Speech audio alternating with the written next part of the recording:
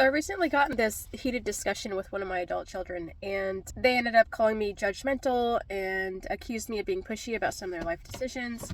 And I didn't feel like I was being either one of those, so of course I denied it. And then the conversation kind of ended on not the nicest note. But then I remembered something Ray Comfort said, and he was having a conversation with somebody trying to share the gospel, and this guy accused him of being aggressive. I didn't think he was being aggressive. I just thought he was sharing the gospel. But Ray Comfort did not hesitate to say, "I'm sorry for my aggression." He didn't argue with him. He didn't get defensive. He wasn't offended.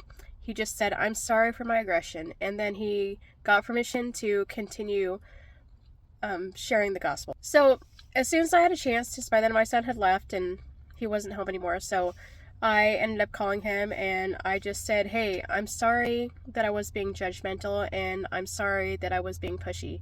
And he said, "Thank you for apologizing to me." So, I just think that we don't need to argue with people about how we made them feel, because ultimately there's a lot more at stake than being offended or getting defensive. So I just wanted to encourage you today. If you are in a situation where someone's accused you of something, that's their perspective. And it's okay that they have that perspective. And we don't need to waste time and argue with them about that. We don't have to be offended. We don't have to get defensive.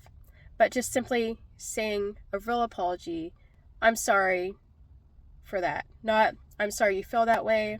I'm sorry that that happened to you." But in my case, "I'm sorry for being judgy." In Ray's case, "I'm sorry for my aggression." I mean, he didn't even argue whether or not he was being aggressive. In his mind, probably, there's more at stake, which is salvation.